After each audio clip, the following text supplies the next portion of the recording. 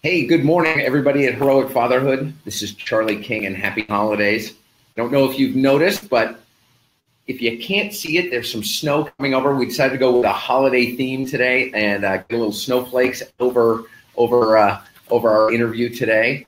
And for those of you who are just showing up, I just want to wish you a very happy holiday. And this is the last day, right? The last day before we all close it up and scurry home to be with family. And in my case, get off my eating program and eat every carb I can possibly find for the next, week or so. I want to introduce, I'm super excited. This is one in a continuing series, or starting a series that I'm really excited about. It's called Dad's Making a Difference. And I am really excited to be introducing Christopher Lewis to the interview today. Good morning, Christopher. Good morning. How are you? Thanks for having me today. You know what? I'm pretty darn great. It's been actually an exciting week, but it's also been a long week. There's just a lot of tying up loose ends, and today's the last day, and so I'm excited to be here with you, but I'm also excited to get ready on and get on to the holiday. Completely understand. I completely understand that. Exactly. And I want to share with you why it's so great that you're kicking this series off with me, Christopher. Because I'm really turning the table. Christopher is a total inspiration for me. He and I met almost a year ago at a conference in San Diego, and it was a conference for dad bloggers, and it was fantastic. And Christopher is one of, I would call, the old guard in dad blogging. You're making me sound old. Actually, I think you're younger than me, and that's not okay. But he has a great blog. It's called Dad of Divas, and where he shares his story about being a dad. And I didn't discover until the interview that was leading up to this how long you've been blogging about being a dad. How long have you been blogging about being a dad?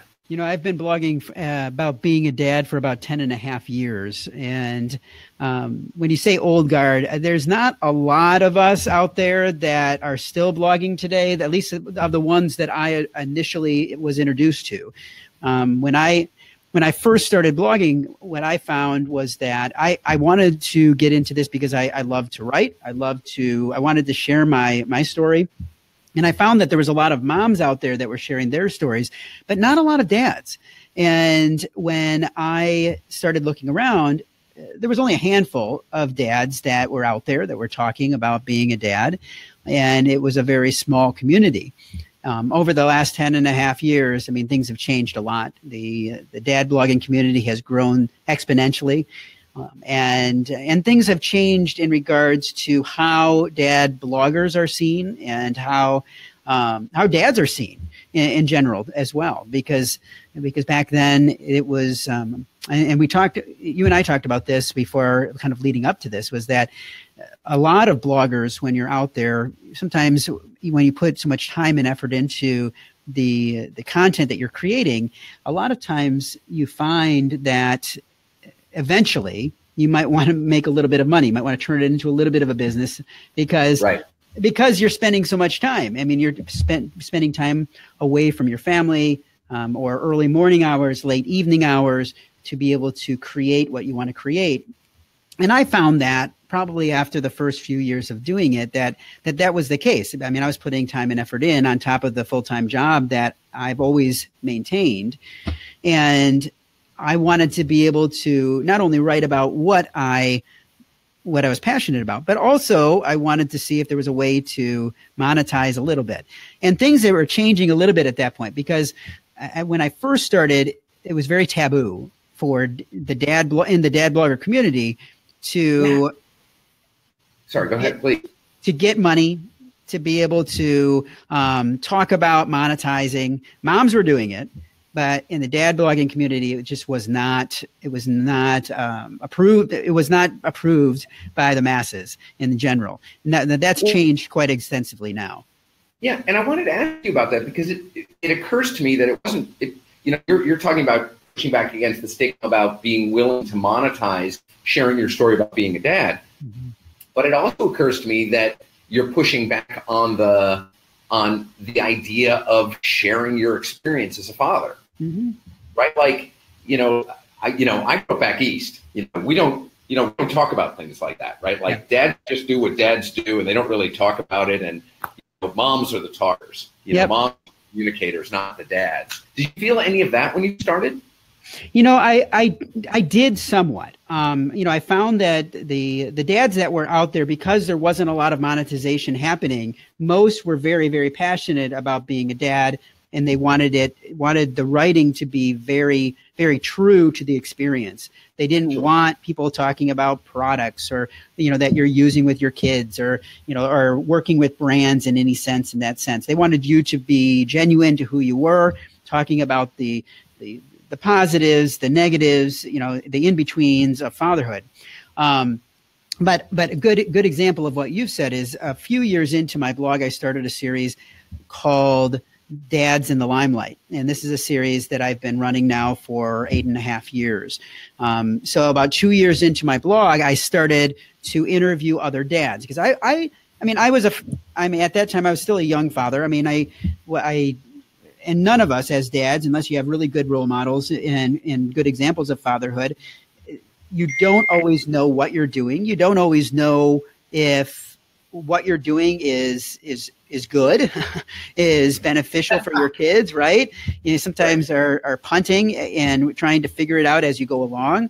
And with that in mind, a lot of times I was finding personally, just in general, when I was interacting with dads locally, that I was learning more from them than I was from what I was writing down on the cathartic aspect of just writing things and getting things on paper or online in this case.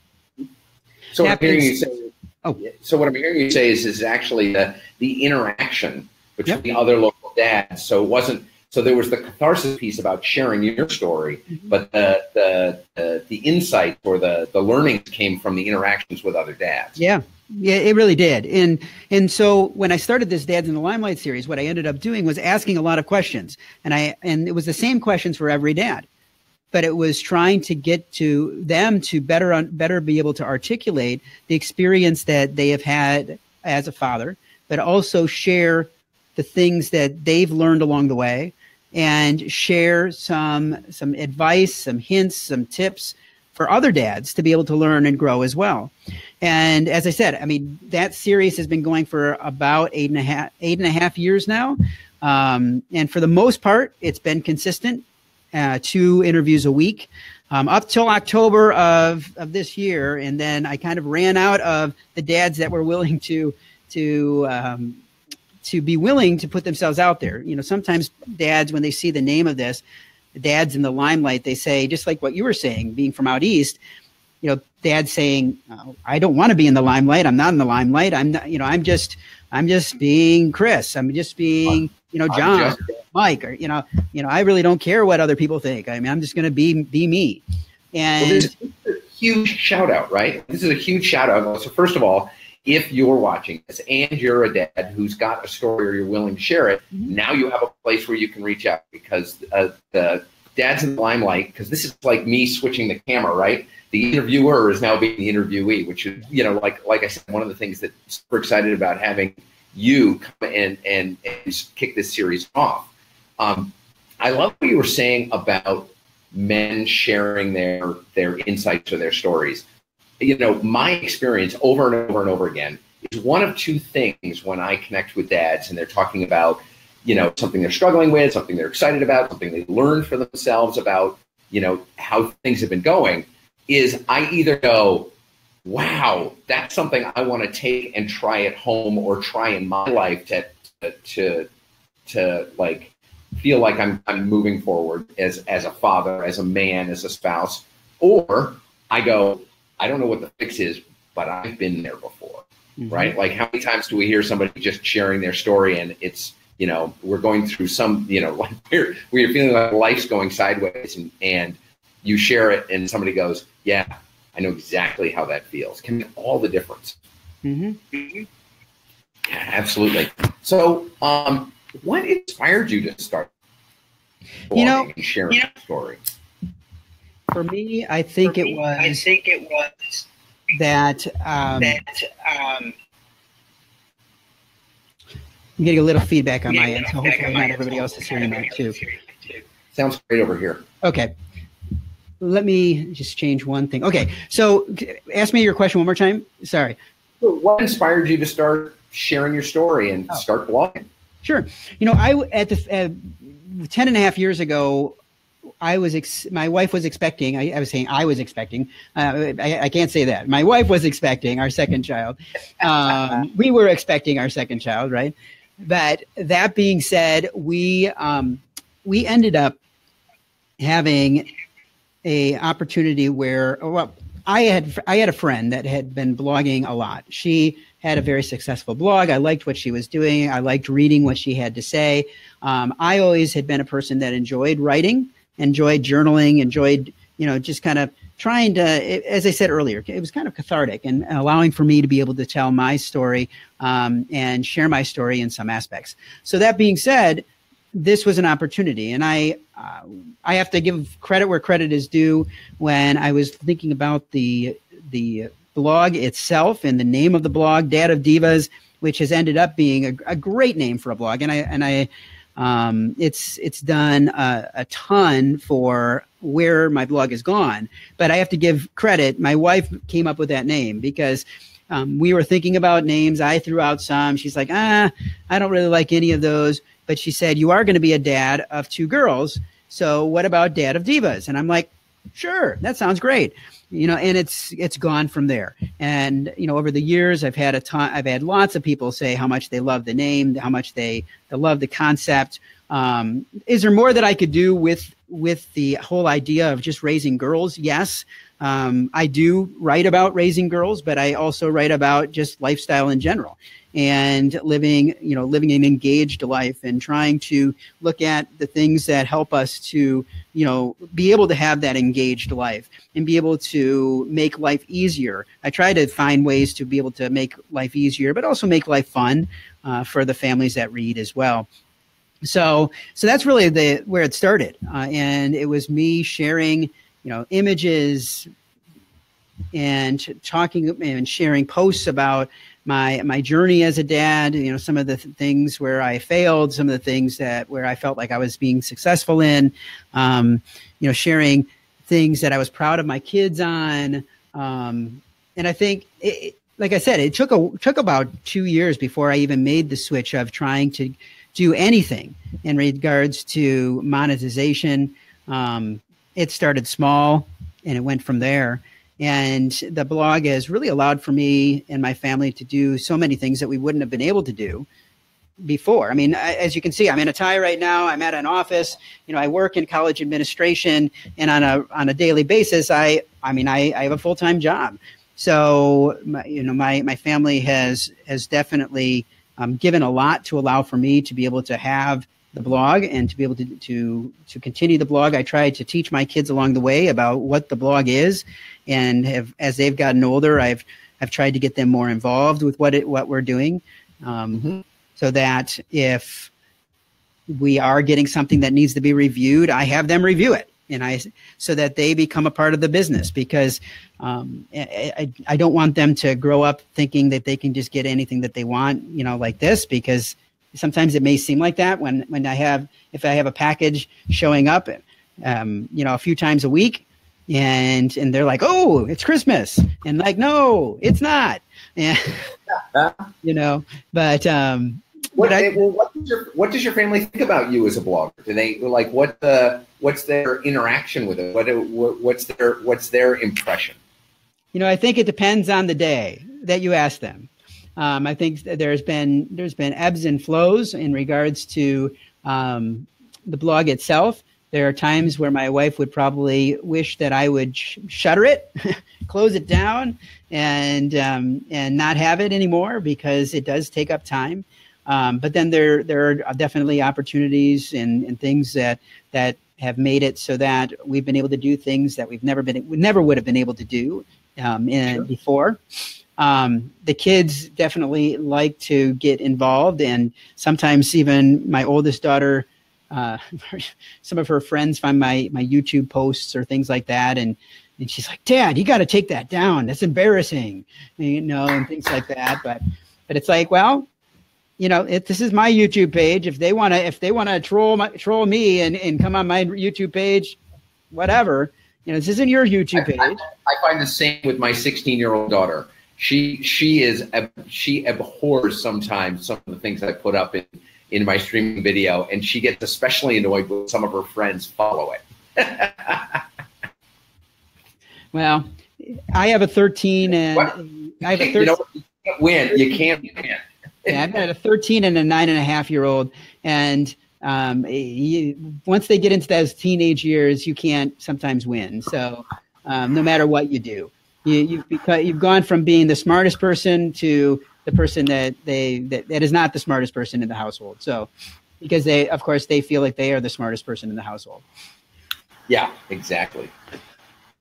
So what do you feel like, this is a huge investment that you've made for yourself, like both the time and effort, and there's, sometimes there's pushback. Some days are great. Some days are less great. Some days you're going to write something or do a video that goes really, really well. And then some days you don't get that same response.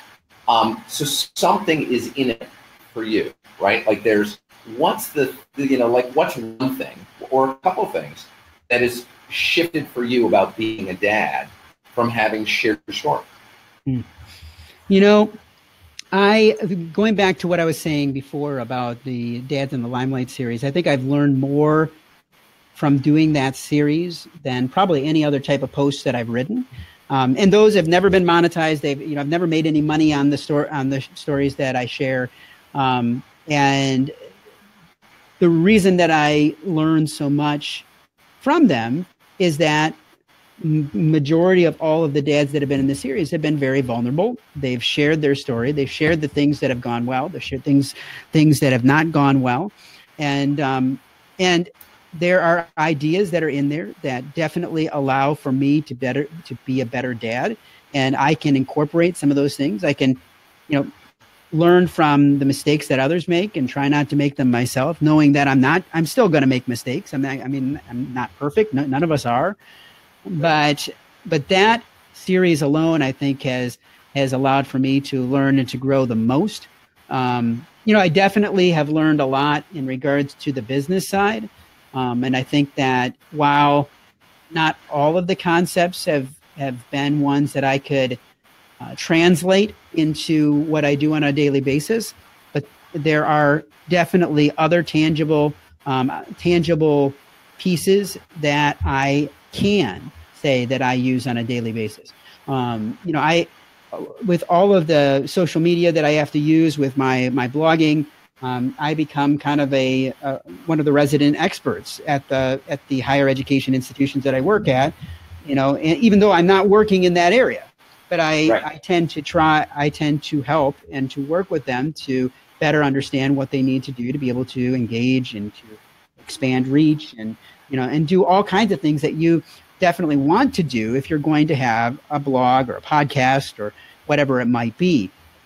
So those are some things, I guess, that I've learned along the way, in ways in which things that I've taken out of it, outside of, some of the monetary gains or some of the opportunity gains that have come from being in this area and being able to do things. I mean, I get a lot of people all the time that say to me, how could I start doing this? How can I, start reviewing products and I said, it took me a few years to be able to get the products that you really want.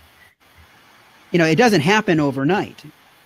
So it's something that you have to build on, you have to grow on, you have to develop, because it doesn't happen overnight. And people don't always understand that. They just see that I just did a review of the hot toy for Christmas. And they're like, how did you get that? How was that sent to you? Or whatever it might be.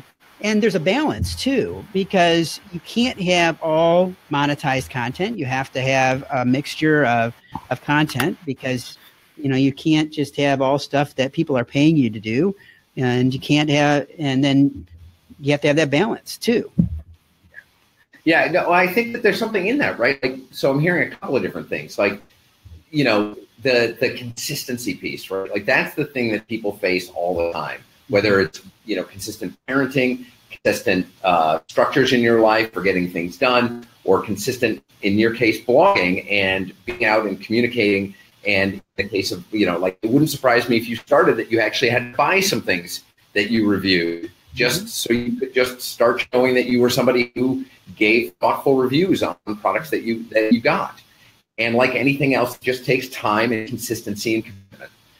It doesn't have to be over the top. It just has to be something that regularly gets participated with.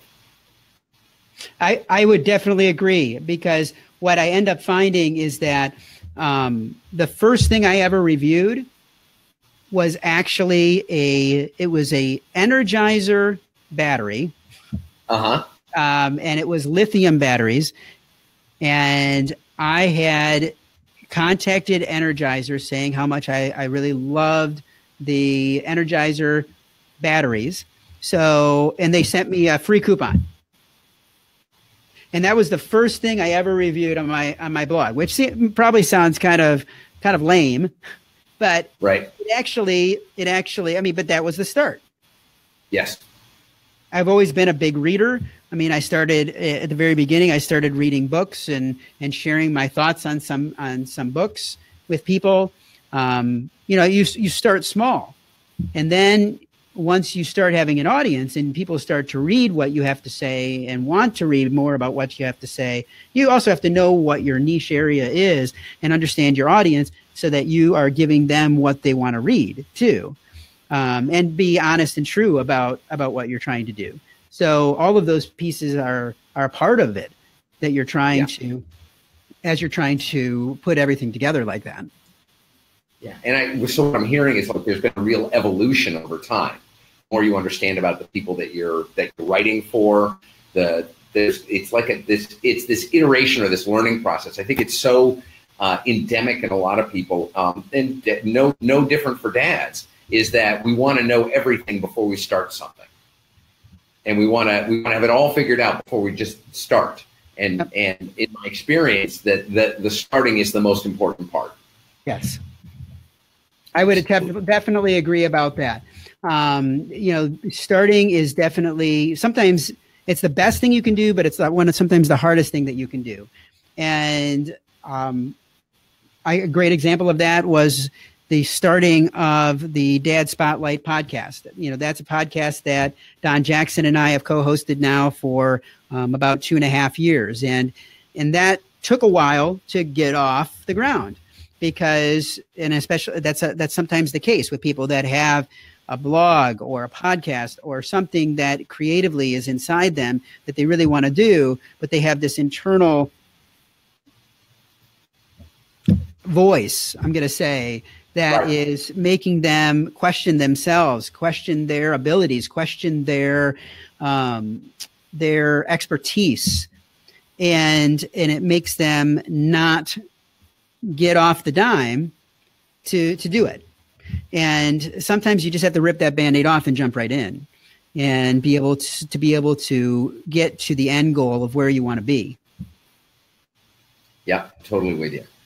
So, Christopher, you have been super generous with your time, and I want to shoot you a couple of questions right here at the end imagine it's like the lightning round. So I just have 2 questions for you. Like, I'd love to hear your insights. You are about as steeped as anybody in the dad blogger area is, and because of that, you end up looking at fatherhood. You look at it in social media. You look at it in product development. You look at it in where corporations are looking at a lot of different places. I'm curious for you, where do you see the future of fatherhood? Is that this could be a trend? This could be something that's a reaction to what's going on in the media. We certainly see a lot about gender roles. We see a lot about mistreatment of women. And I'm curious, what do you see? What do you see as the future of fatherhood? For me, I think that the future of fatherhood is one of, again, engaged parenting. if you think even 10 years ago, 20 years ago, the dads were not engaged. And even in the last 10 years, I've seen a huge trend of fathers becoming more and more engaged with their kids, more and more dads that are staying at home with their kids. And where moms are becoming the breadwinner and going out and working, and dads are staying home. And there's definitely, and that's great. I've always worked full time, but I also feel, I guess you'd have to ask my kids, but I feel that I've always been a very, very engaged father as well. I do whatever I can to be present. Sometimes that's hard, especially when you have a lot going through your head and there's lots of things that you need to get accomplished as well. But that being said, sometimes you have to step away from the work that has to get done just to be there for the kids, to be able to listen, to be able to talk, to be able to do what you can do, to be able to engage kids in different ways, to get your kids in different ways. Mm-hmm. I try to definitely, I'm always trying to be at the sports events of the kids, the music events of the kids, the things that, and I hate to say it, but sometimes for me, it was my dad was very busy when I was growing up, working a lot, and was not always at everything. And he recognizes that now, and we talk about it. And, he says that to me that he wishes that had been different. And I don't want to get to his age and then be able to say, I wish I had done some things differently. I want to be able to try and lay things on the table now and be able to do what I can now. And I think a lot of dads are that way too. I think there's a lot more opportunities for dads to be able to engage with one another now, more so than in the past. Dads have to just be willing to jump in and be willing to engage with other dads and not be afraid to share their stories and to talk to them about the challenges, and set aside some of the masculinity and and set aside some of and be a little more vulnerable at times. And that's not always easy for dads to do. I think it is so valuable. It's so valuable to do because all of us have struggles, all of us have challenges, and we can learn and grow from one another if we're willing to share and to be vulnerable in that way. And I'm not saying you have to go and cry with your next door neighbor. That's not what I'm saying. But there are definite ways that you can, hang out and talk about real things that are challenging, things that you're struggling with, because your friends, the other people around you may be struggling with the same things, and they just don't know how to deal with it too. Yeah. Oh, that's so great. I think that's some great insight. The most powerful thing I think I've ever heard about men and the way that they build relationships, and that's what we're really speaking to, is that men build relationships standing shoulder to shoulder, not eye to eye. So very often where we find ourselves building a relationship is over shared activity or shared projects, whether you find somebody in your volunteer that you do volunteer work with, whether it's a social night that you go out with the guys. I know that I started a ping pong night here in my community that's just for dads, and it's kind of in its fledgling stage. The response I've got so far has been overwhelmingly positive, that dads are feeling like they'd like to get together just for a low-key night where they're not responsible. And what I notice is, in the couple of times that we've met, we get distracted from playing ping pong, which was the reason we got together, because guys are just sharing about their lives and sharing about what they're up to, what they're excited about, what they're frustrated about, and just connecting together. Great. Thanks so much for that, Christopher. So last question for you. I'm super excited about mornings. Like, I'm a morning guy, and like my structures of my mornings are super important to me. And so I'm curious, what's one hack, tip, or habit that you have that helps you empower your mornings when you get up in the morning? My morning routine is a little varied, and sometimes it goes through the stops and starts of any of us. I am definitely a morning person. I've become much more of a morning person. I get a lot of work done on my side business, on the blog itself, in the mornings before people get up. And that's definitely time where I can kind of reset and refresh for myself to be able to, when everything is quiet around the house. Now, sometimes it's still hard, because if you jump in and you jump right onto social media, it sucks you in. So you have to know what you want to accomplish during that time. Now, in the past, I also have used that morning time to try to work out. I've kind of been slacking a little bit on that, but I've been trying to get back on that routine as well. But the morning time, again, is the time where I have the time to do it before people are up, before people are like, Dad, or I need to help in some other way, or I need to do something different to be able to prepare myself for work. Those are things. The other thing, and this is just a practical thing, but every morning, the first thing I do right when I wake up, I drink 2 full glasses of water, because everything that I have read shows how much you dehydrate overnight, and that you need to replenish your electrolyte balance, your water, the water in your system, and I find that helps to wake you up. It helps to get your gut moving, because that's important too, before you have any breakfast or anything like that. And I find that makes a big difference too. Fantastic. Boy, you didn't just give me one, you gave me like several. I heard getting up early. I heard exercise. I heard drinking water. I heard making sure you're up before the family, like all kinds of great stuff. So first of all, I want to thank you, Christopher, so much on this last day before the holiday weekend for making half an hour to just share your insights about being a dad, being a blogger. And I'm dying to know, I want to make sure that people who are watching this know how to find out more about you. Where would they go to find out more about Christopher Lewis? And Sure. All you have to do is go over to dadofdivas.com. That is my blog. I have a podcast as well, dadspotlight.com.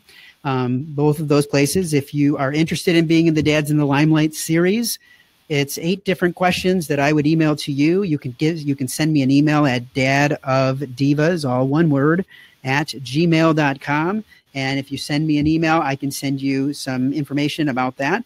Would love to have you in the series. Charlie's been in the series, and many others have as well. This is not just for dads that are famous. This is for any dad.